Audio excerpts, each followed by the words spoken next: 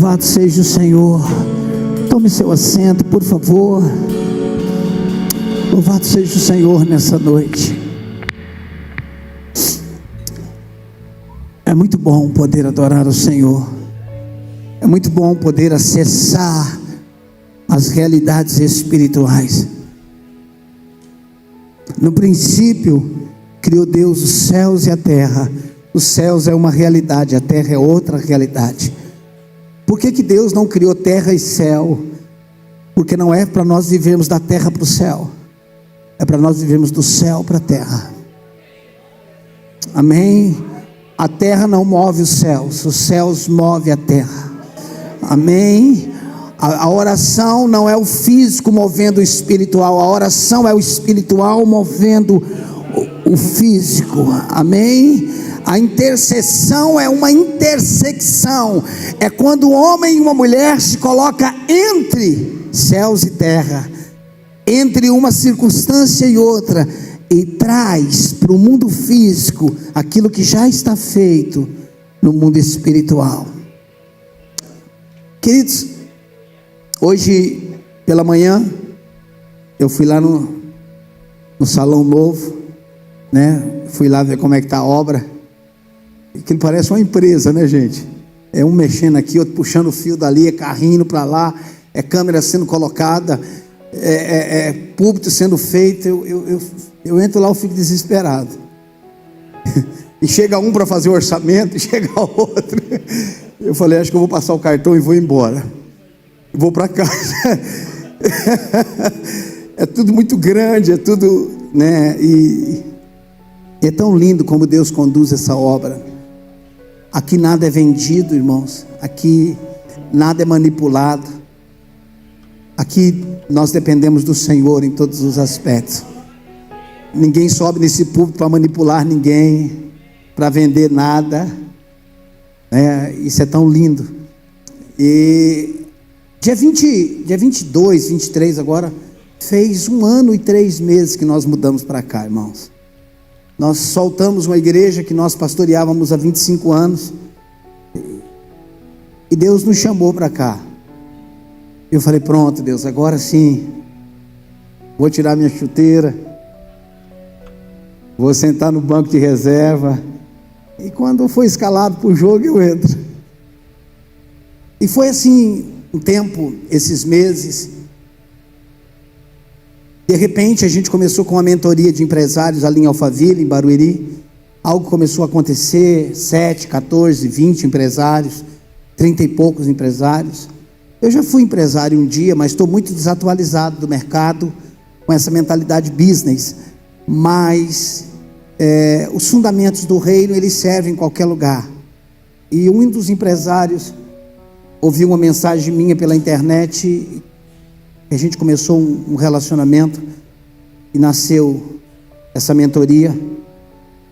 E um dia o pastor Juscelio foi lá e começou uma célula, um PG. E acho que começou dia 21 de novembro. E hoje nós devemos estar com umas 300 pessoas lá. De novembro para cá. É assustador. E o que me assusta é que de onde eu estou me reunindo com essa turma, fica 15 minutos da onde eu pastoreava.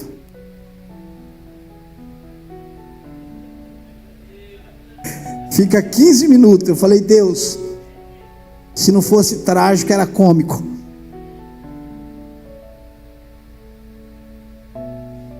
E justamente nesse tempo que nós estamos aqui em reforma, alugando um outro lugar, né? A gente está abrindo uma igreja lá em São Paulo. Estamos alugando um salão em Alphaville, né? O Mevan Alphaville está nascendo, né? Irmãos, o salão que a gente está vendo não tem todo esse terreno, mas a nave é maior do que isso daqui. É um salão para pelo menos 1.200 pessoas. Lá está sendo igual Adão, já está nascendo grande.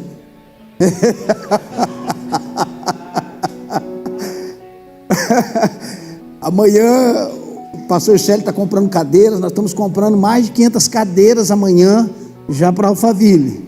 O salão ainda não está fechado, mas eu falo, Deus, por que o Senhor não espera terminar a obra aqui? A gente paga aqui, depois abre lá. Não dá para o senhor fazer as coisas mais organizadas assim? Queridos, Deus não entra no seu mundo. Ele está te chamando para entrar no mundo dele. Às vezes a gente ouve, Deus vai entrar na tua situação. Vai não, irmão, ele já entrou. Um dia ele desceu aqui, se tornou homem, passou por tudo que você está passando, foi tentado em todas as coisas. Ele já entrou no nosso mundo. Agora ele está falando igual falou para João na ilha de Pátmos: sobe para cá, vem para cá. Aí eu não vou mais não, sobe para cá.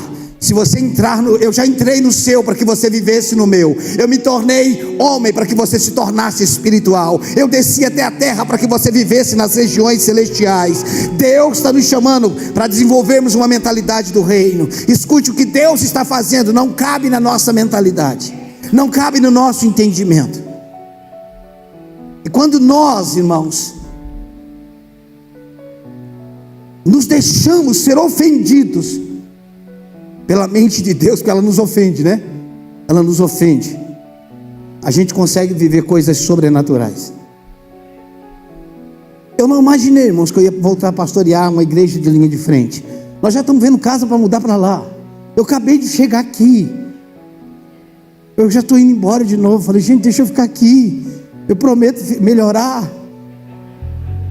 Eu prometo ser mais legal. A gente já tem que mudar. Sabe, existe uma aceleração no mundo espiritual. Eu quero que você discirna o que Deus quer fazer em você e através de você.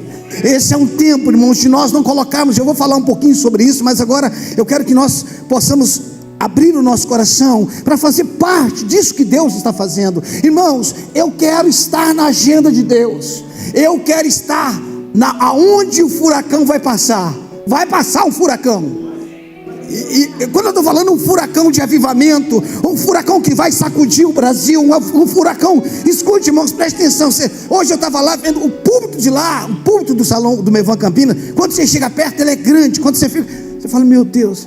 Aí você olha, eu olhei para aquele salão, eu falei para o pastor Jean hoje, falei, isso daqui vai encher rapidinho, cara. É muito rápido. O que Deus está fazendo não cabe em nenhuma estrutura. Escute, o que Deus está fazendo não cabe no ginásio, não cabe no estádio. O Descende, há 2, 3 anos atrás, mostrou isso. O que Deus vai fazer, eu só quero que você esteja aberto para Deus te pegar. Eu só quero que você se abra para que Deus possa te usar nesse tempo. Irmãos, e que nós possamos ser participantes de tudo isso.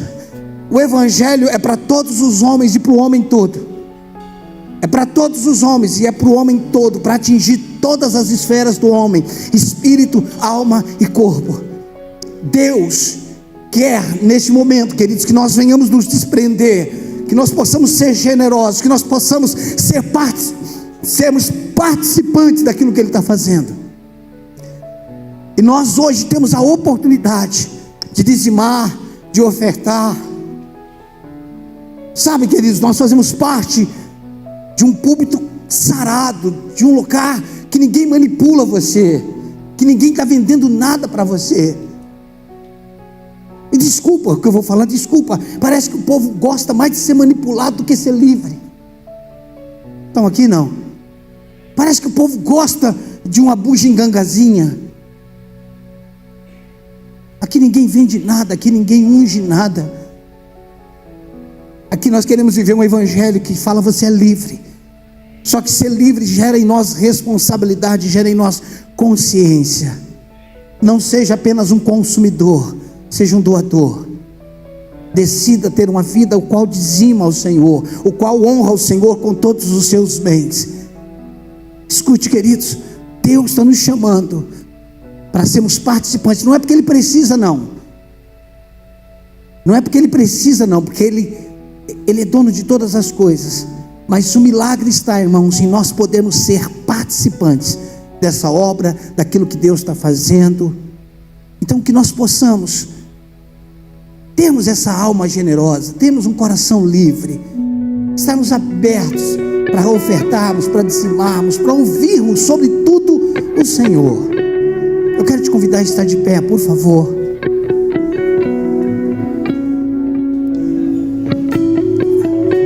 Nós vamos dizimar agora, nós vamos ofertar.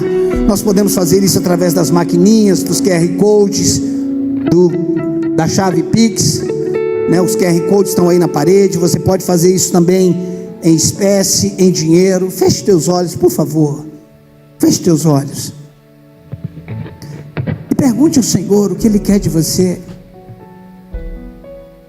O que Ele quer de você?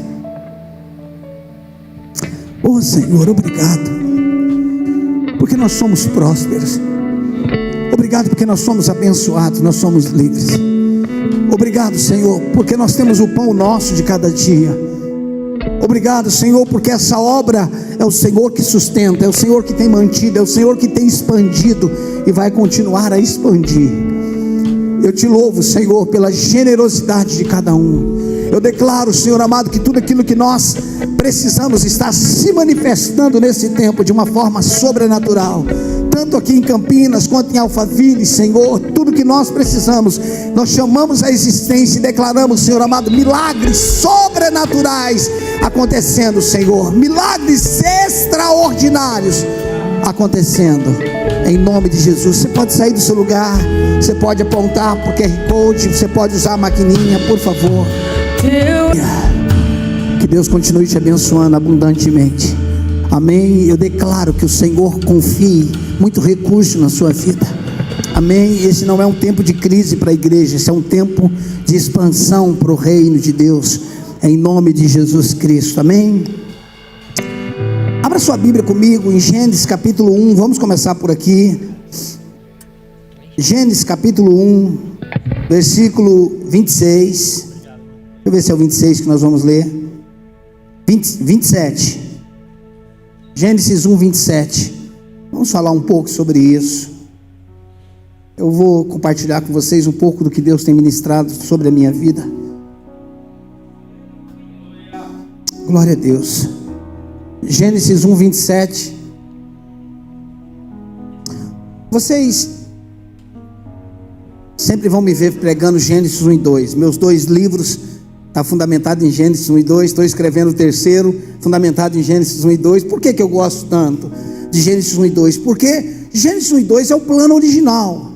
Gênesis 1 e 2 tem um fundamento, tem a ideia de Deus. Deus, olhe para mim, Deus não tem plano B. Como diz o pastor Juscelio, o plano B é para voltar para o plano A. Amém? Deus não tem atalho, irmãos. Deus não tem atalho. Não tem diabo, não tem inferno que impeça Deus de fazer a vontade dele. Por isso que Isaías diz: eu farei toda a minha vontade. É por isso que começa com jardim e termina com jardim, lá no Apocalipse. É por isso que começa com casamento e termina com casamento. Por quê? Porque vai terminar do jeito que começa. Eu preciso entender que Deus não vai criar um plano B para o homem. Deus tem um plano A. Quando o diabo falou: matei Adão, Deus diz: você não sabe de nada, o cordeiro já está morto desde a fundação do mundo, você não me pega de surpresa. Queridos, como é que o cordeiro foi morto desde a fundação do mundo? Isso me faz entender uma coisa: não tem problema que eu passe, que ele já não tenha criado uma solução. Você entendeu isso? Não.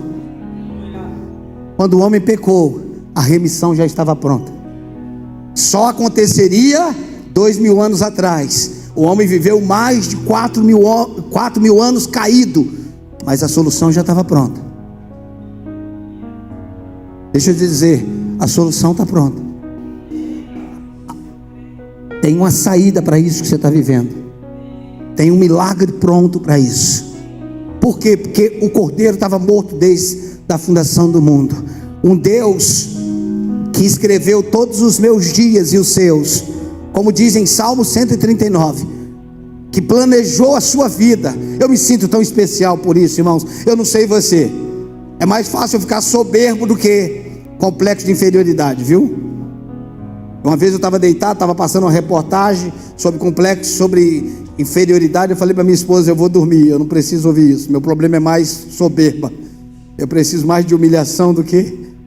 Por quê? Porque um Deus, hoje nós temos mais de 7 bilhões de pessoas no planeta, mais de 7 bilhões, e Ele te conhece pelo nome. A gente não sabe o que é isso. A gente fica assombrado assim, mas a gente não sabe o que é isso, não.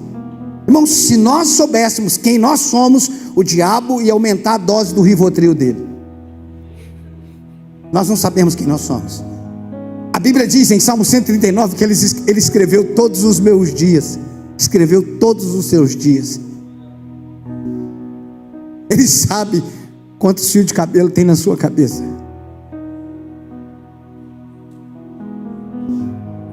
Será que a gente sabe? Por que ele... Se para você não é importante quantos fios de cabelo você tem, por que para ele é? O que ele está querendo dizer é que a importância não é quantos fios de cabelo. O que ele está dizendo é o seguinte: eu me preocupo com detalhes da sua vida que nem para você é importante, mas eu estou preocupado com você. Eu planejei você. Se ele planejou, irmão, não tem como dar errado.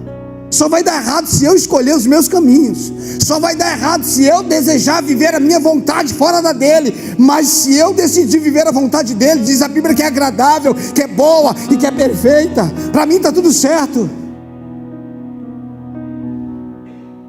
O salmista, em Salmos 37, 25, ele diz: olha, eu fui moço, agora já sou velho. O salmista diz: mas eu nunca vi desamparado um justo, nem a sua descendência mendigar o pão. Ele está dizendo: ó, eu estou na jornada já faz tempo, mas ele nunca me desamparou. Irmão, só quem anda com ele sabe o que ele é capaz de fazer. Só quem anda com ele sabe o que ele é capaz de fazer. Eu ando com ele desde os 13 anos. Eu era um menino quando eu cheguei. Eu fiz 48 agora. Ó, eu sei. Quando Maria, lá em Caná da Galileia, falou para ele: Senhor, filho, o vinho acabou. Não foi isso que ela falou? Lá em Caná da Galileia, João capítulo 2. Filho, o vinho acabou. Sabe o que ela estava dizendo? Faz aqui o que você faz lá em casa. Por que ela está falando com ele? Faz alguma coisa, porque em casa ele fazia. Só quem anda com ele sabe o que ele é capaz de fazer. Quando você anda com ele, você pode falar dele. Sabe o que ele quer fazer em público? O que ele está fazendo em casa. Sabe o que ele quer fazer em público? O que ele está fazendo no seu quarto com você. Irmãos, a gente começou ouvindo, mas chega uma hora que ele precisa ser um testemunho para nós. Oh, meu amado, é isso. Ele planejou a tua vida. Eu não sou mais um, você não é mais um. Está com esse microfone, está aqui em cima, não diz que eu sou melhor que você. O que nós podemos ter são vocações, chamados diferentes, mas o seu valor não está naquilo que você faz. O seu valor está em quem você é. Entender isso é importante. Por quê? Porque se você não sabe o valor que você tem, o mundo vai definir o seu valor. Se você não sabe quem é, o diabo vai te criar um apelido. Você já notou que uma moça, um homem que vive no pecado da imoralidade, o diabo chama de prostituta, de prostituto. O cara que bebe, fala que ele é alcoólatra, cachaceiro, drogado, nóia, não é assim? O diabo coloca apelido, mas Deus nos chama pelo nome. E por que o diabo coloca apelido? Porque ele não quer que você descubra a sua identidade.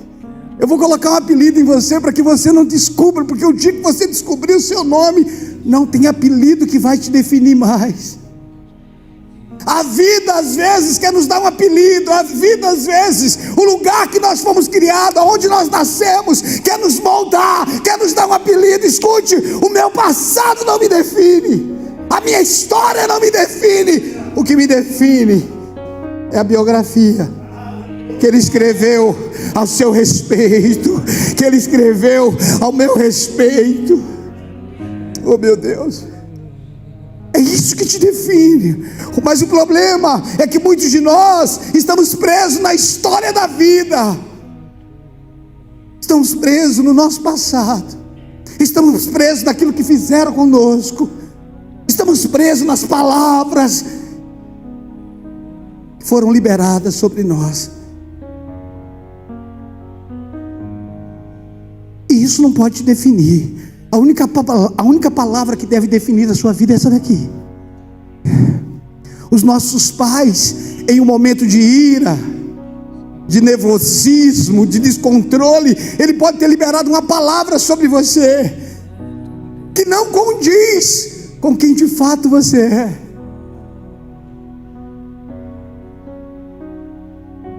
Mas o teu pai, ele tem uma palavra sobre você. É isso que nós precisamos entender. Um Deus que nos planejou, um Deus que nos ama. Escute, irmãos, às vezes eu fico pensando, por que Ele não mandou Gabriel morrer por mim?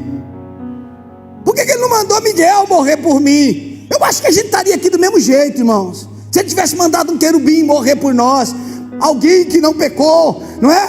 Morrer por nós. Mas Ele falou: não, eu quero filhos. E aquilo que eu quero é aquilo que eu pago. É filho por filho. Jesus, ele quando ele veio à terra, ele veio como unigênito. Mas quando ele volta, um assunto aos céus, ele não volta como único. Ele volta como primeiro. É como se ele dissesse: pai, a família cresceu, estou voltando e estou trazendo uma turma com a gente. Escute, todo o Antigo Testamento te apresenta como empregado, como servo. Mas a nova aliança, João 1, versículo 12 diz: mas todos quanto receberam. Quantos aqui receberam?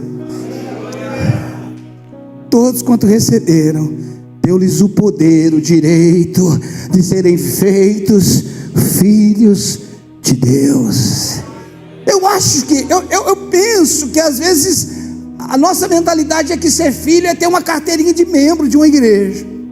Não, irmãos, isso foi a religião que criou para nós. Ainda que eu não sou contra ter uma carteirinha, mas não é a carteirinha que te define. O que te define é a natureza que você recebeu. Irmãos, eu acho lindo quando a Bíblia diz assim: olha, aqueles que são nascidos de novo, o maligno não o toca. Por que agora você não toca? Porque Deus está dizendo: agora são meus filhos. Enquanto eles não eram, você até tocava, mas agora não. Agora eles fazem parte da minha família. Nascer de novo significa receber uma nova natureza. Nascer de novo significa ter uma nova identidade. Nascer de novo significa ter o DNA de Deus na sua vida. Sabe, irmãos, toda religião tem um Deus. Toda religião tem Deus. Todas elas. E toda religião que tem um Deus tem os seus súditos, tem os seus servos. O cristianismo não tem só Deus. Ela é a única que tem pai. Que tem pai. E se ela tem pai, ela não tem só servos, ela não tem empregados, ela tem filhos. Ah, irmãos, será que a gente sabe qual é o nosso problema, irmãos? É que a gente fez disso daqui um livro religioso. Isso daqui não tem a ver com religião. Isso aqui tem a ver com o reino. Isso não tem a ver. Isso daqui não é sobre religião. Isso daqui não é sobre uma reza. Isso daqui não é sobre uma obrigatoriedade de você ler um livro. Deus não quer mudar a tua circunstância. Não, Deus quer mudar a sua vida. Porque se Ele mudar essa circunstância, vai vir outra. Se Ele mudar outra, vai vir outra. Eu não estou falando que Ele não interfere nas circunstâncias. Claro que Ele faz. O que eu quero dizer é que o foco dele não é a circunstância. O foco dele é você. Porque Se Ele muda a circunstância, mas não muda a sua vida, você tem uma circunstância mudada, mas continua sendo o mesmo. Mas se você tem uma vida mudada, ainda que a circunstância não mude, você já não é mais o mesmo. Essa é a arma que vence o mundo, a nossa fé. Irmãos, pensa comigo. Se você morresse agora, o que seria de você? Vamos, me responda, pregue comigo. Eu já não estou pregando o que eu ia pregar mesmo. Vamos pregar junto, me ajuda. Se você morresse agora, qual o seu destino? Vamos, gente. Pronto. Quando Paulo disse: olha, o viver para mim é Cristo, e o morrer, sabe o que Paulo está dizendo? Na minha versão ultramoderna, do jeito que vier, 3 palitos. Lembrou, né? Lembrou. Os mais novos não vão saber o que é isso, não. Do jeito que vier. Sabe o que Paulo está dizendo? Olha, irmãos, vivo eu estou com Ele, e morto eu também estou. Satanás, seu endemoniado, deixa eu te falar uma coisa. Do jeito que vier eu estou valendo. Se eu acordar amanhã, Ele está comigo. Se eu não acordar, eu estou com Ele, e está tudo certo. Se eu viver mais 20, mais 30, eu estou aqui queimando com Ele. Se eu for embora amanhã, eu vou estar lá. O que eu quero dizer é que não tem nada que possa fazer de mim um derrotado. Ah não, fulano morreu de um acidente, morreu de câncer, mas duvido que chegou lá com câncer.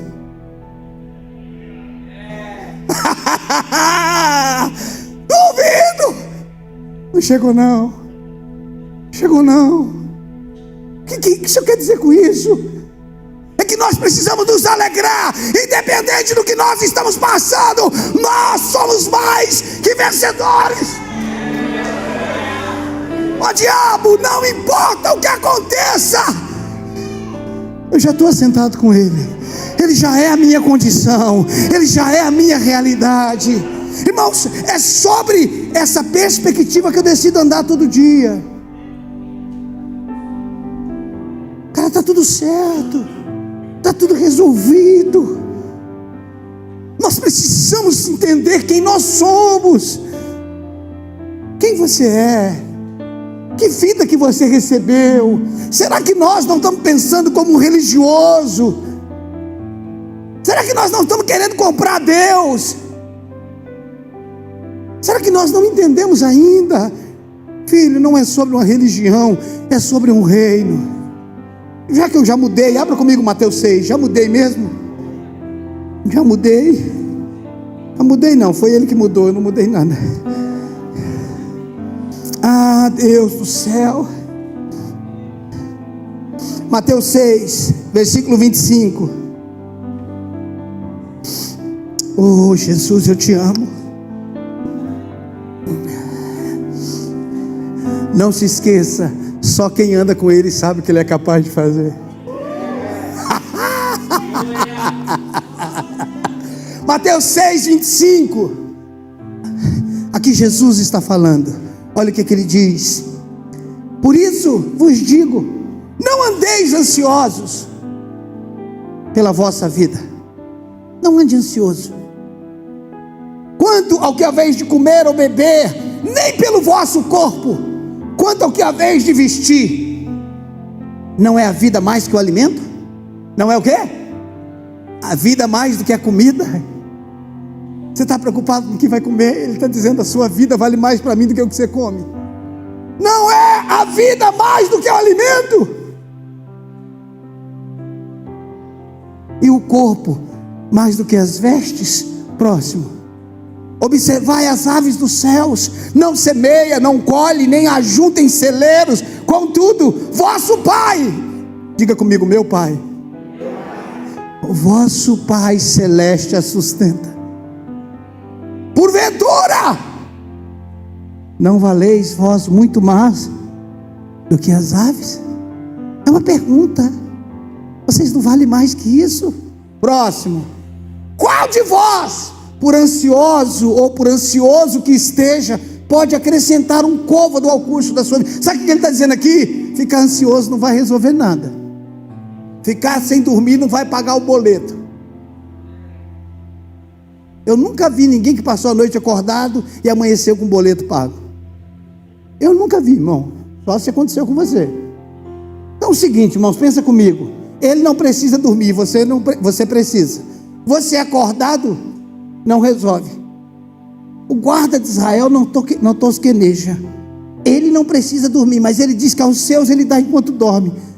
Eu seria um pouquinho mais inteligente. Se ele dá os seus ao quanto dorme, você pode não estar recebendo porque está acordado.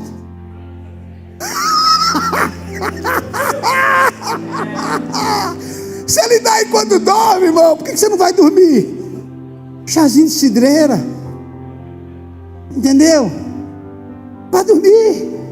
Pega um chazinho meio forte e fala: Deus. Pega um chazinho tomando assim com aquela xicrinha saindo fumaça assim e fala: Pai, o Senhor não precisa, né? Mas eu preciso. E como o Senhor diz que dá enquanto dorme, eu tenho que dar um jeito de dormir. Não vale nada você ficar ansioso, irmãos. Irmãos, deixa eu te falar, um Deus que se preocupa com os teus cabelos, irmão, Ele não vai cuidar da tua casa, Ele não vai cuidar da tua vida, Ele não vai cuidar dos teus filhos. Meu Deus, o que é que vai ser o futuro dos meus filhos? Deixa eu te falar, antes de ser teus filhos, é filho dele. Vamos lá, próximo. E por que andais ansiosos quanto ao vestuário? Considerai como crescem os lírios do campo, eles não trabalham e nem fiam. Eu contudo vos afirmo que nem Salomão, e olha que tinha dinheiro, irmão, nem Salomão em toda a sua glória se vestiu como qualquer deles. Próximo. Ora, se Deus veste assim a erva do campo, que hoje existe e amanhã é lançada no forno, quanto mais vós outros, homens de pequena fé. Você está ansioso porque está faltando fé. Onde tiver fé não tem mais ansiedade. Próximo. Portanto, não vos inquieteis dizendo: o que comeremos, o que beberemos, ou com que nos vestiremos, porque os gentios, você não é gentil, porque os gentios é que procuram todas essas coisas. Se nós estamos preocupados com as mesmas coisas, nós estamos sendo gentios. Pois vosso Pai Celeste sabe que necessitais de todas elas. Próximo. Aqui ele dá a resposta: buscai, pois, em primeiro lugar, o seu reino e a sua justiça, e todas essas coisas que te faz perder o sono vai ser acrescentada. Você só tem uma coisa para buscar: só o reino. Por quê? Porque isso daqui não tem a ver com religião, isso tem a ver com um reino. Você é cidadão do reino.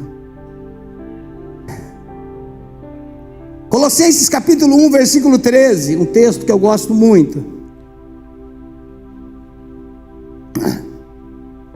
Ele nos libertou.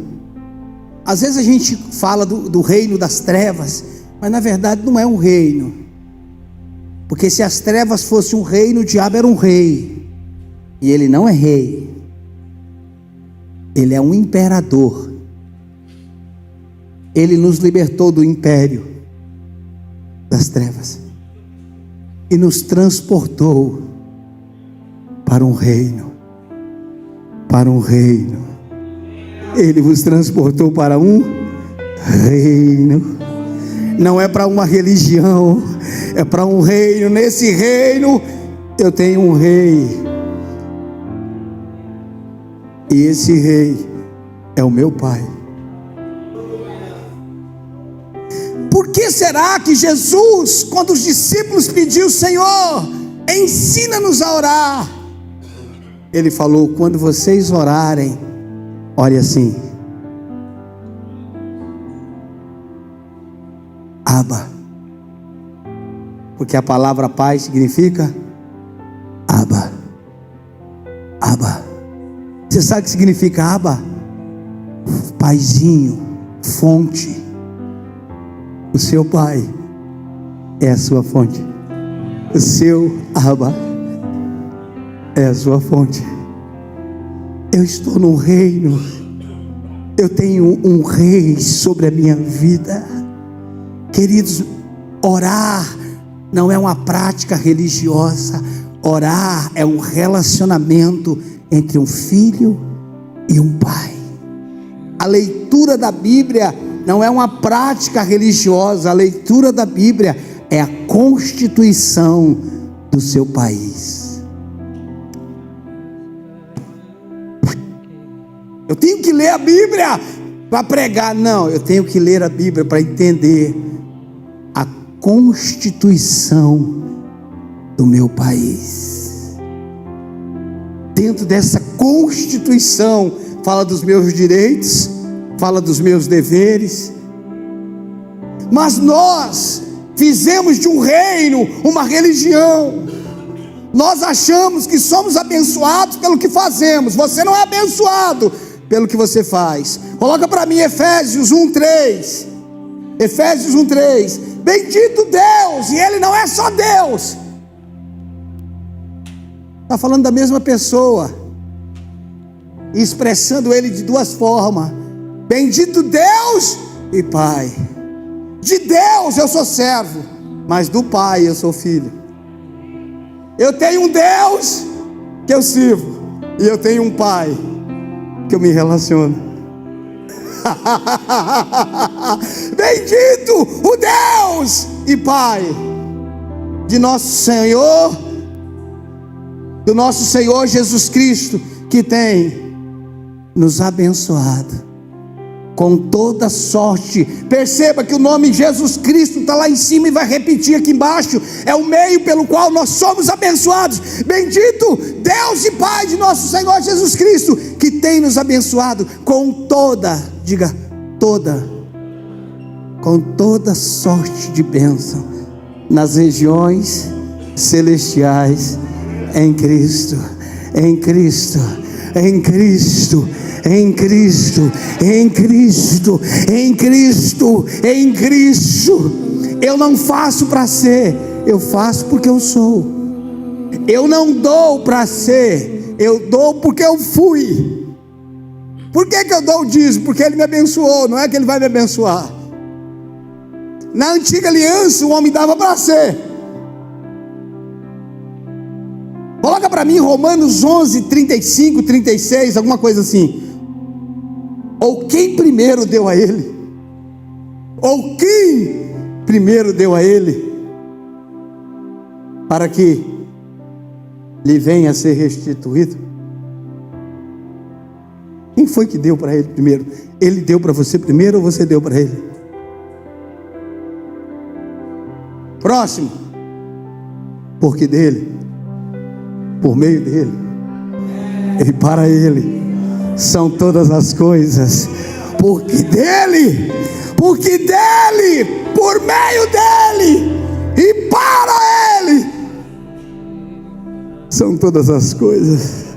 A Ele pois a glória eternamente. Amém. Irmãos, eu era um jovem com 22, 23 anos. Fui para o ministério dia 28 de abril de 97. Eu tinha tinha 22 anos. Era um menino. Assumi uma igreja, um grupo com 6 pessoas e um cachorrinho que não faltava um culto. Numa rua, no meio de uma favela, tráfico de droga. O aluguel naquela época, 97, era R$450. Eu lembro como se fosse hoje. Um dia, a noite como essa, no outro dia tinha que pagar o aluguel. Faltava R$200.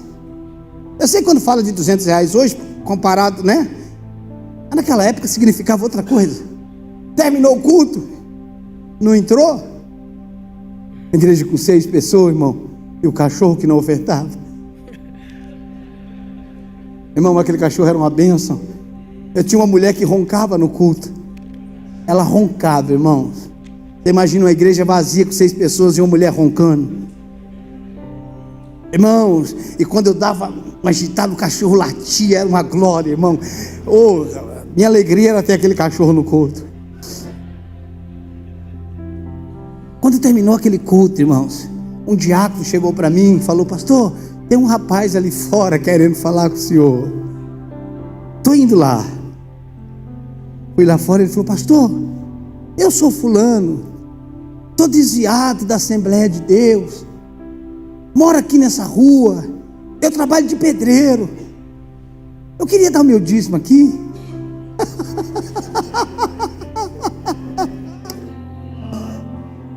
Ele entregou o dízimo, eu orei, entreguei para o diácono. Quanto você acha que tinha no envelope?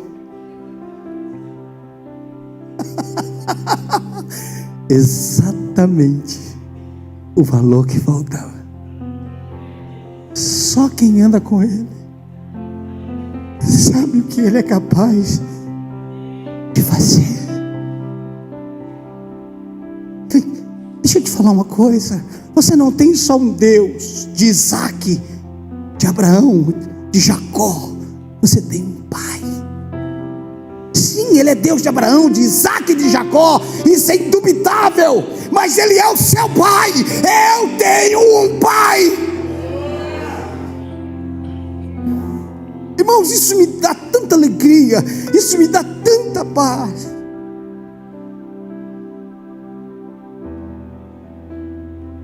Sabe, irmãos, quando você tem um pai, não significa que ele concorda com tudo quando você erra, mas ele não deixa de ser o seu pai. E a gente não entende isso. A gente tem uma visão de um Deus irado, de um Deus que quer nos punir, de um Deus que está com um porrete na mão, e na cabeça de alguns ele está mal-humorado. E se você errar, ele vai te arrebentar na cabeça. Eu não sei, irmão, que Deus que você está servindo.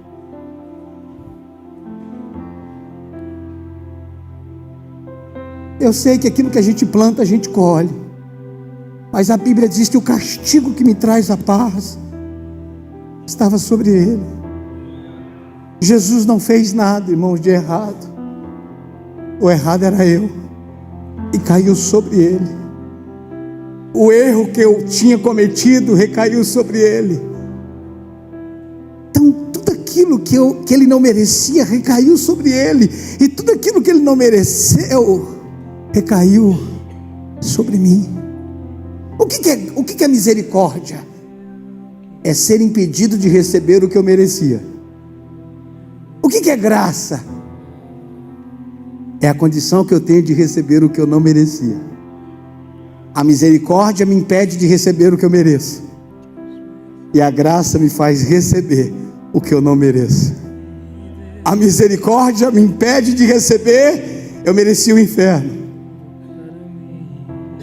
A misericórdia me impede de receber o que eu mereço, e a graça me faz receber o que eu não mereço.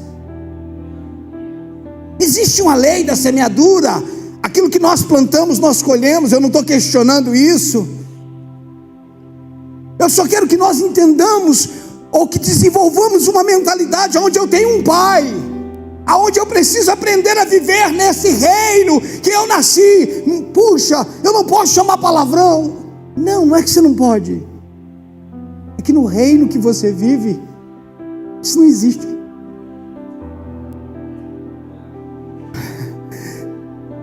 Eu não posso pecar. Não é que eu não posso, é que no reino que eu vivo, ninguém peca. Dá para você entender isso? Não é sobre eu não posso, é que eu não quero. Não é sobre algo que eu estou me esforçando para não fazer, é sobre uma natureza que mudou. Coloca para mim Romanos capítulo 6, versículo 1. Romanos 6, versículo 1. que diremos, pois? Permaneceremos no pecado, para que seja a graça mais abundante? Próximo. De modo nenhum. Como viveremos ainda no pecado? Nós, que para Ele morremos. Eu morri para Ele. O pecado não faz parte da realidade da nova criação. Eu tenho uma nova vida, sim. Eu tenho um corpo contaminado pelo veneno da serpente. Eu tenho um corpo que precisa ser mortificado. Eu vou receber um corpo glorificado lá na frente. Eu entendo tudo isso. Só que eu não sou o meu corpo. Eu não sou a minha alma. Eu sou um espírito vivificado. Eu recebi uma nova vida. Eu tenho uma nova realidade, eu tenho uma nova dimensão. O que é a vida cristã? O que é o crescimento cristão? É aprender a viver no país que você foi estabelecido agora. O teu espírito está, mas a tua mente, a nossa mente precisa ser trabalhada para que possamos viver neste lugar, no reino, onde nós não temos falta de nada, no reino onde todas as coisas são supridas. Quando Jesus curava as pessoas, não era para mostrar o poder que Ele tinha, mas para representar o país do qual Ele veio. Eu não estou curando vocês para mostrar o quão poderoso eu sou. Eu só estou mostrando para você que no meu país não tem doente. Não tem. No meu país não tem. No meu país não tem.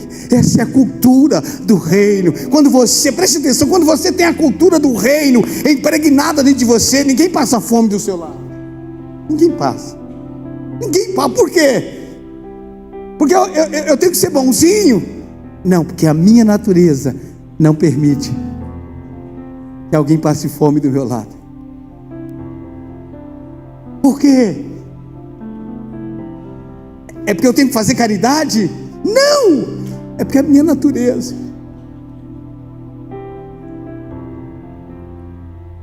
Quando você entende isso, queridos, que não é uma questão de uma ação para revelar uma religião, não, é uma natureza que você tem, que você diz: aonde eu chegar, vai chegar paz. Aonde eu chegar, vai chegar alegria. Aonde eu chegar, vai chegar transformação, vai chegar luz. É isso que Deus está querendo. Ele escute, queridos, aqui a gente precisa se reunir para ser treinado, mas lá fora a gente precisa viver o Evangelho.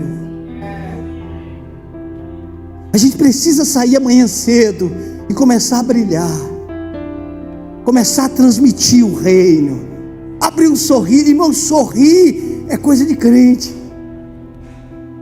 Acordar de manhã, sorrir, entrar na padaria e falar bom dia, e deixa os capetas se manifestar.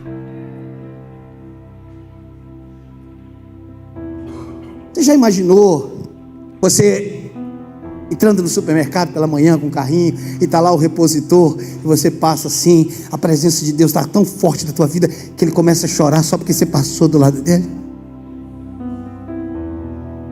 Como é que é isso, pastor?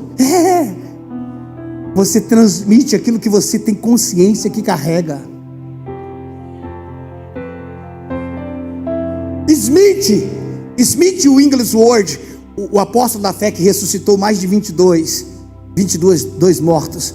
Um dia ele estava hospedado numa hospedaria, naquela época, não sei nem se era hotel, né? E ele saiu para fazer o devocional dele, numa estradinha de terra. Saiu. Tinha duas moças, duas jovens lá no meio do pasto, com canteiro de água, com cântaro de água na cabeça. E ele falou para elas: moças, vocês já entregaram a vida a Jesus? Elas caíram no pasto, falando em línguas. Meu Deus, o que esse mundo precisa? Ele não precisa de religião, ele não precisa de gente falando que eles vão para o inferno, eles não precisam de gente condenando. Sabe o que eles precisam? De alguém que tem o reino, de alguém que está encharcado com a glória de Deus. O que esse mundo precisa é de homens e mulheres que tiveram um encontro com o Pai.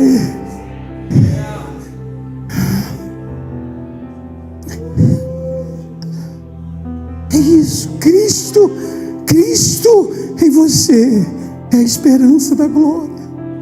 Sabe o que Jesus está dizendo? Me leva para a rua, me leva para a rua, me leva para as faculdades. Aquela canção que diz: e onde eu vou, eu te levo comigo. Porque Jesus cantou isso para nós. Ele falou: eu estou indo, eu te levo comigo. Ele nos levou para lá. Nós estamos assentados com Ele. Agora a gente precisa levar Ele para onde a gente for. Mas nós não podemos viver um evangelho antropológico. Nós não podemos viver um evangelho onde eu sou o centro. A minha vida foi resolvida. O senhor está falando que o senhor não tem problema? Irmão, tem dia que eu estou com tanto problema que se eu contar para o carroceiro, o cavalo chora. Tem dia que se eu contar para o carroceiro, até o cavalo chora. Escute, eu posso estar com problema, mas a minha vida foi resolvida. A minha vida está resolvida no Senhor. Se terminar hoje, irmãos, está tudo certo. Se Ele me der mais 10 anos, eu vou tocar fogo no Brasil e nas nações. Eu tenho entendido, irmãos, que um livro alcança 200 anos. Eu preciso escrever um livro. Se Jesus não voltar, um livro que você escreve hoje alcança 200 anos. Você não sabe o poder que tem um livro. Eu vou escrever para a próxima geração. Eu vou tocar pessoas. E o problema não é maior do que a vida. O problema não é maior do que a vida. A vida que você tem é maior do que os problemas. Acorde todos os dias. Pare de pensar em você. Acredite que naquela cruz Jesus assumiu o seu lugar. Viva uma nova vida. Viva uma nova realidade. Viva uma nova dimensão. Sabe de uma coisa, queridos? Comece a se preocupar com a vida dos outros, que Ele vai cuidar da sua. Comece a se preocupar com a vida dos outros. Não é falar da vida dos outros, é se preocupar com a vida dos outros. Ele vai cuidar da sua. Chega uma hora, irmãos, que você não vive mais. Chega uma hora que os problemas já não te param mais. Chega uma hora que você entende que você já não tem mais caminho de volta. Chega uma hora que você sabe que não pode mais desistir. Chega uma hora que você perdeu, entre aspas, o direito de desistência. Por quê? Porque não tem mais a ver só comigo. Chega uma hora que você entende que tem mais gente envolvida nisso. Tem gente que está olhando para você. Tem gente que se espelha em você. E não adianta fugir disso, queridos. Porque Deus nos colocou para ser balizadores. Nós não somos o ponto final, mas alguém tem que olhar para nós e ver Cristo na nossa vida. Ah, não olhe para mim, olhe para Jesus. Não olhe para mim, encontre Jesus na minha vida. Eu não quero homens que digam: não olhe para mim. Mas Paulo não disse isso. Sede meus imitadores, como eu sou de Cristo. Ele está dizendo: pode me imitar, que eu estou imitando Jesus. Ei, está na hora de deixar de ser covarde e assumir responsabilidade. Humildade não pode ser mediocridade. Não, eu não sou Deus não, mas Ele é em mim. Eu quero ser uma referência. Paulo falou para Timóteo: Timóteo, torna-te um padrão dos fiéis. Torna-te um padrão. Deus quer levantar você como modelo na sua geração. Deus quer levantar você como Deus quer levantar o teu casamento para abençoar os teus vizinhos. Deus quer fazer de nós canais para abençoar outras vidas. É o que eu preciso entender. Jesus resolveu minha vida, irmãos. E qualquer problema que tiver no caminho vai ser resolvido. Ele resolveu sua vida. Deixa eu te falar uma coisa: a sua vida foi resolvida. Se você está em Cristo, você é uma nova criação. A sua vida está resolvida. A sua vida está resolvida. Não importa o que aconteça, a sua vida está resolvida. Está tudo certo? Pastor, o senhor quer viver muito? Não. O senhor quer viver quanto? Só o tempo que Ele estabeleceu. E quando foi? Eu não sei. Todos os nossos dias estão escritos e determinados. Quando nenhum deles ainda existia, Ezequias pediu mais tempo de vida. Deus deu mais 15 anos. Ele arrumou um problema terrível com aquilo lá. Teve um filho que foi uma tribulação. Deixou uma dívida em Israel, que eu acho que chegou a dívida até no Brasil até hoje. Eu não quero o que Deus não tem. Escute, olhe para mim. Eu não quero o que Deus não tem. Eu não quero ir onde Ele não quer que eu vá. Eu não quero fazer o que Ele não quer que eu faça. Porém, contudo, todavia, no entanto, o que Ele tem, eu não abro mão. 1 centavo, se é meu, me dá. Eu não vou deixar de ir onde Ele quer que eu entre. Eu não vou deixar de fazer o que Ele quer que eu faça. Eu não vou deixar de falar aonde Ele quer que eu fale. Ei, não confunda humildade com mediocridade. Não confunda. Não confunda. Ei, tem um coração de menino, olhe para mim. Coração de menino, não cabeça. Aqui, menino. Aqui, rei. Aqui você não governa. Aqui quem governa é Ele. Aqui quem governa é você.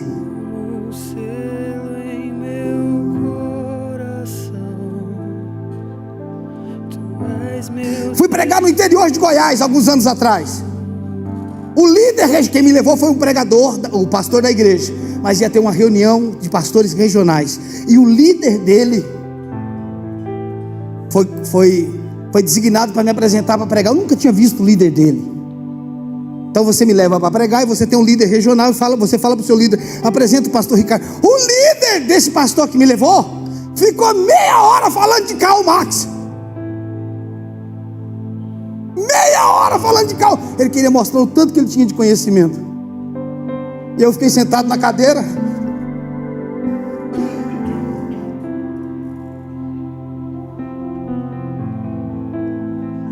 Pensando, na hora que ele me dá o microfone, ele vai ver que Karl Marx que eu vou falar. Ele vai ver. Você não vai acabar com esse demônio do Karl Marx. Quando ele me deu o microfone, 15 minutos depois, ele estava debaixo da cadeira chorando. Eu não quero um evangelho de filosofia. Eu quero um evangelho que queima no meu coração. Eu não quero ser um contador de história. Eu quero estar impregnado com a presença do Senhor. Eu não quero saber quanta informação você tem. Eu quero saber se você tem o cheiro dele. Eu quero saber se você anda com ele. Nós não precisamos de homens intelectuais. Nós precisamos de homens e mulheres espirituais. Nós precisamos de pessoas que têm a marca dele, que têm o toque dele, que conhecem a voz dele. É isso que a igreja não é uma religião. Nós não somos um povo alienado. Nós não somos um povo alienado. Nós não somos um povo habitolado. Nós temos a vida do Criador. Nós temos a vida do próprio Deus. Quem deveria estar governando sobre a terra, era isso que eu ia ler lá em Gênesis 1, 26 e 27 e 28. Quem deveria estar governando sobre essa terra, éramos nós. Mas Deus não mudou. Ele não desistiu de governar. Ele está querendo entregar o governo da terra para nós. Ele está querendo nos colocar numa posição de governo novamente. Ele quer te levantar como cabeça, não como líder para mandar nas pessoas. Ele quer te levantar como cabeça para você conduzir pessoas. Deus me levantou como cabeça só porque é chefe da sessão agora, ganha mais, manda nos outros. Não entendeu nada do que é cabeça. Cabeça não é mandar, cabeça é conduzir. Quem é cabeça governa, quem é cabeça conduz. Deus está me honrando, me levantou como cabeça para ser chefe e ganhar mais e mandar nos outros. Isso é um crente chato. Não, eu não quero mandar em você. Eu quero que você olhe para mim e deseje ter a fome que eu tenho. Eu não quero que você seja como eu não quero ser como você, mas eu quero o que você tem de Deus na sua vida. Você não pode ser ninguém, você precisa ter coragem de ser quem você nasceu para ser. Você precisa, escute, ser cópia é fácil, difícil é ser autêntico, é ser original. Imitar os outros é fácil, falar o que todo mundo está falando é fácil. Eu quero ver você falar o que Deus mandou você falar. Eu não vou ser cópia de ninguém. Deus não tira xerox. Deus não usa ator, Deus não usa atriz. Deus só usa autênticos. Deus só usa originais. É por isso que mais de 7 bilhões de pessoas no planeta e ninguém tem a sua impressão digital. Ninguém. Como é que pode isso, gente? Ninguém é igual a você. Deus está dizendo: olha, eu te fiz e joguei a fórmula fora. Tem gente parecida com você, mas não é você. Tem gente que tem os mesmos gostos que você, mas não é você. Tem gente que eu levantei para ensinar você, mas não é você. Tem gente que eu levantei para ativar você, para destravar você, para abençoar você. Mas tenha coragem de ser você. Tenha coragem de ser você. Aprenda com todos, mas não seja ninguém além de você. Aprenda com todos.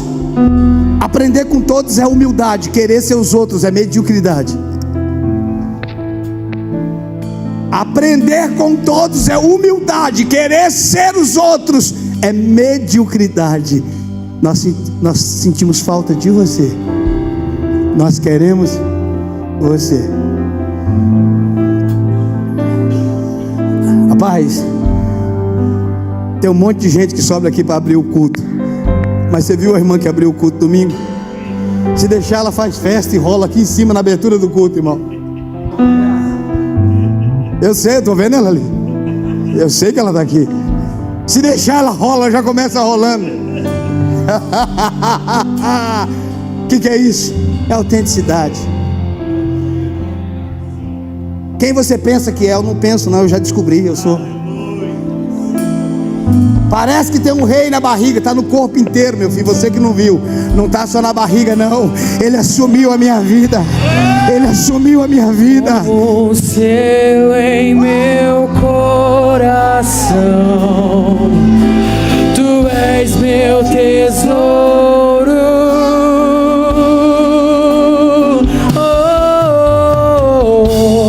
Muitas águas vêm sobre mim e eu me sinto seguro como um selo,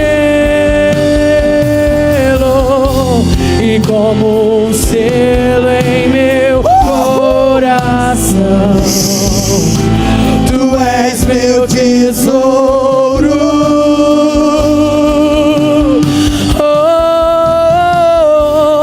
Muitas águas vêm sobre mim e eu me sinto seguro. Pra onde eu vou sem você?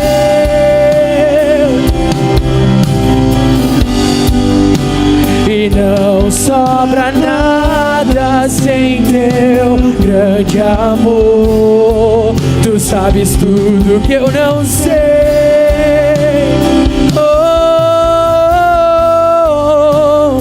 E o que eu preciso é estar contigo. Pra onde eu vou sem você?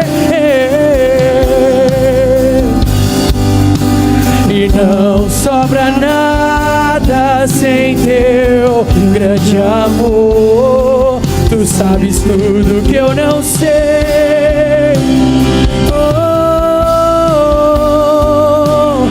E o que eu preciso é estar. Fique de pé, eu já vou encerrar. Olhe para mim. Olhe para mim. Olhe para mim. Um dia eu fui visitar minha mãe. Ela morava com meu irmão. Ela estava com mal de Alzheimer. E quando eu cheguei, ela estava comendo comida do lixo no quintal. Você imagina? Você vê sua mãe comendo comida do lixo? me machucou tanto. Eu fiquei um tempo com ela, orei por ela, voltei para casa, chorando, impotente, porque às vezes a gente viaja e vê pessoas sendo curadas de câncer. Eu já vi crianças sendo curadas de hidrocefalia. Eu me lembro de eu estar no Nordeste, uma criança toda torta, e orar por ela e ela voltar ao normal na hora. Eu já vi muita coisa, mas o poder não é seu. Eu digo a nível de propriedade que você faz quando você quer. E eu voltei para casa. Cheguei em casa, minha esposa foi falar comigo. Eu só fiz assim, fui pro quarto chorar. E o diabo me disse: você cura tanta gente, mas não cura sua mãe. Eu falei: você é baixo, você é baixo. Eu quero te dizer, diabo, eu não tenho poder para curar minha mãe, mas eu vou viajar o Brasil e as nações, e eu vou tocar pessoas, eu vou incendiar pessoas.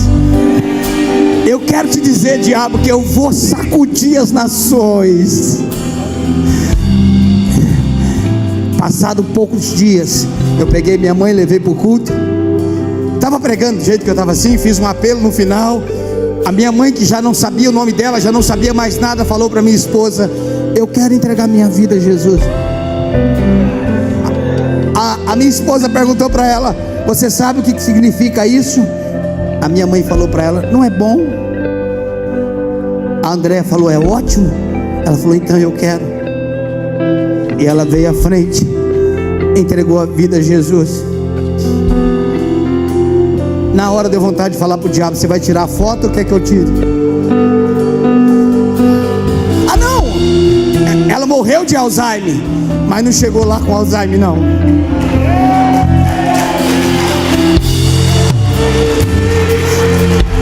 Sabe por quê?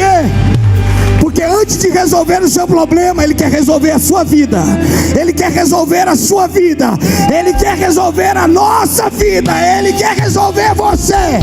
Porque se você estiver resolvido, não importa como tudo vai terminar, é hora de nós resolvermos a nossa vida. Erga tuas mãos, erga tuas mãos, erga tuas mãos.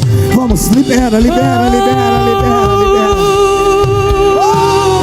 E onde eu vou, eu te levo comigo, amado.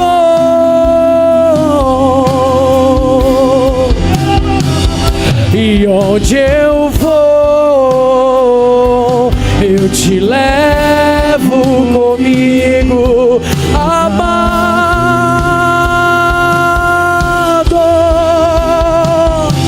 E eu te levo comigo, te levo comigo, amado Jesus.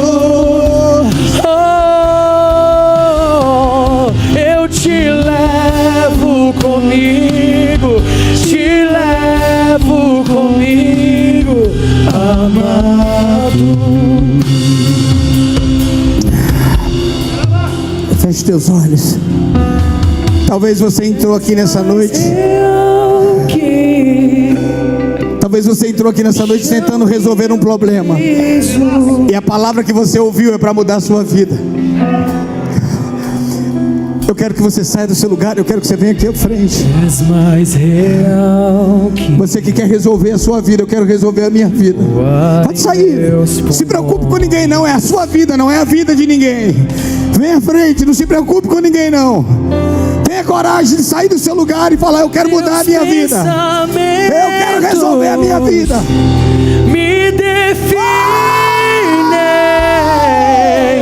és tudo para mim. Vamos, se espalha aqui à frente. És a minha realidade.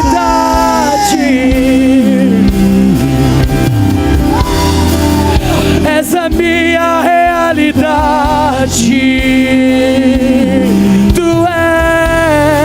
Tu és a minha realidade. Oh, tu és a minha realidade. Nós clamamos, Abba.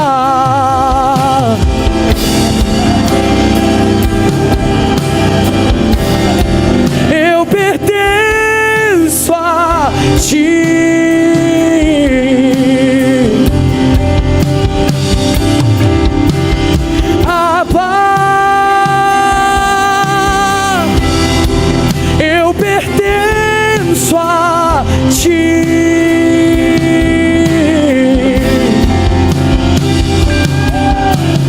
Abba, eu pertenço a ti.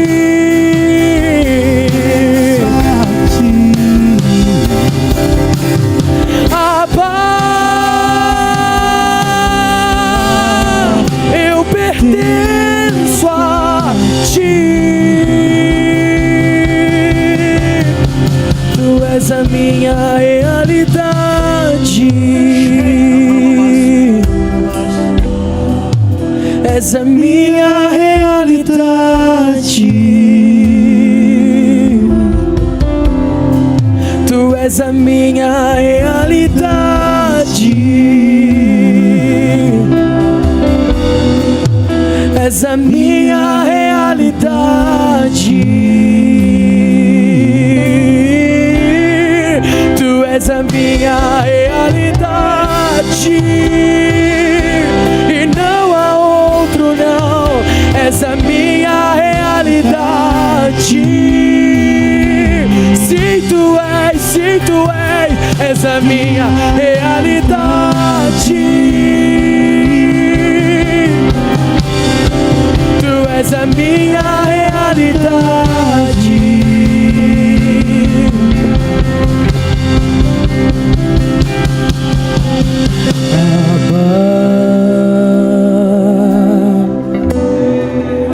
Eu pertenço a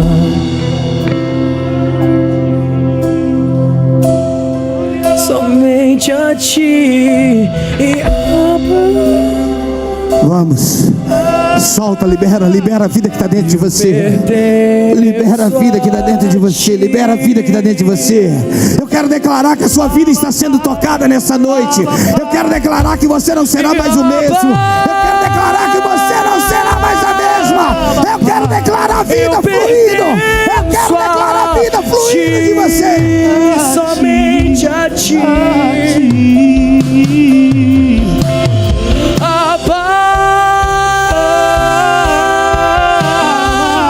Eu pertenço a ti.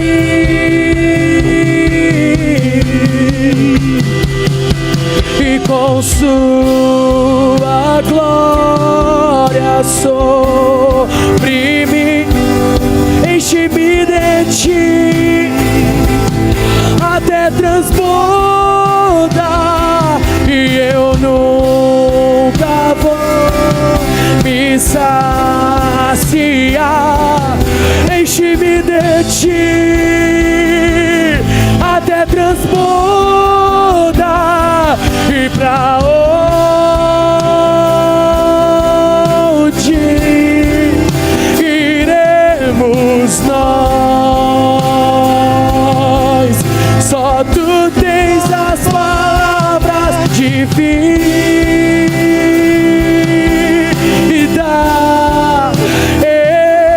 eterna, eterna. Pra onde e pra onde iremos nós? Se só tu tens, Senhor, só tu tens as palavras de vida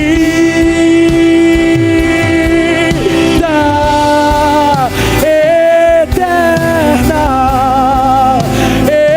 eterna. Em uma só voz nós declaramos que Ele é.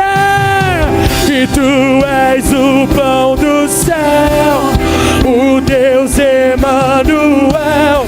Enche-me, enche-me até transbordar.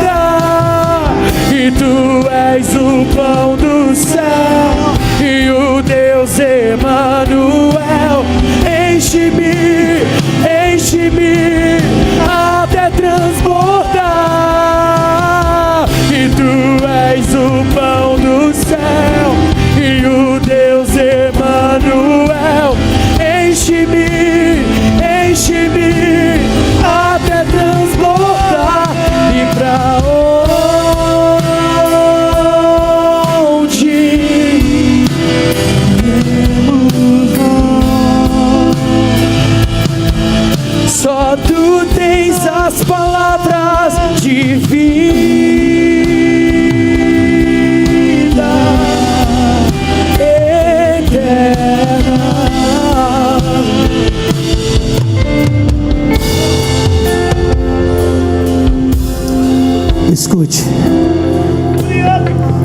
propósito de Deus, antes de mudar a tua circunstância, é resolver a sua vida.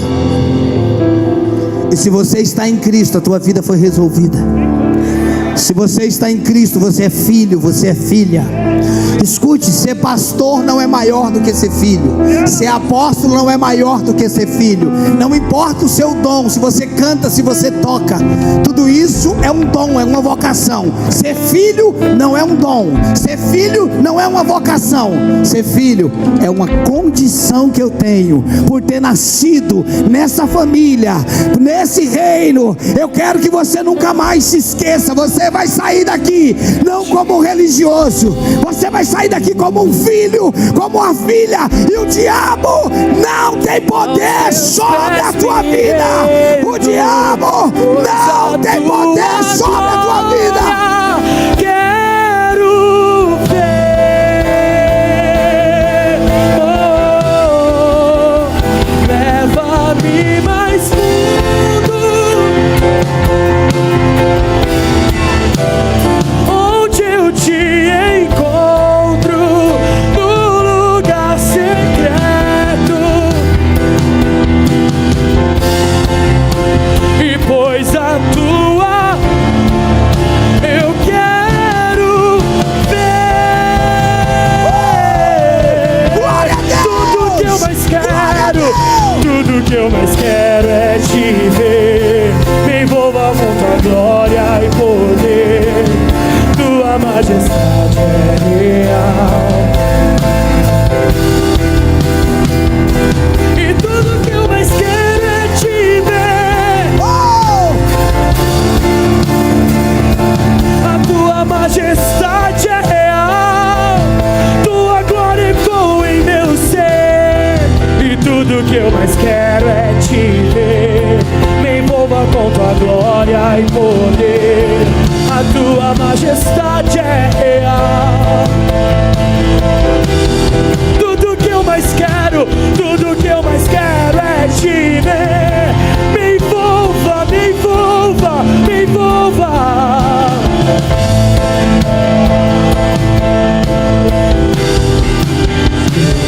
Quero ir mais fundo, leva-me mais perto, onde eu te encontro, no lugar secreto, aos teus pés me rendo, pois a tua glória quero ver.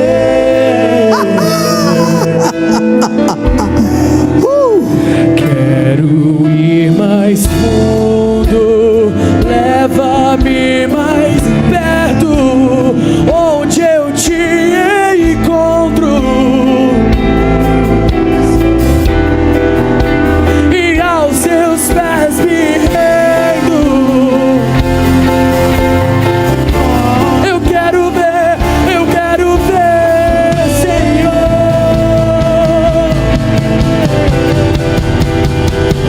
E tudo que eu mais quero é te ver. Me envolva com tua glória e poder, e tua majestade é real. E tudo que eu mais quero é te ver. Me envolva com tua glória e poder.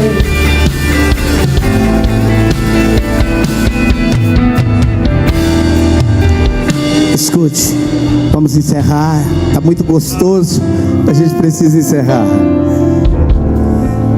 A ideia do diabo é que você seja distraído no que você está passando, para que você se esqueça quem você é.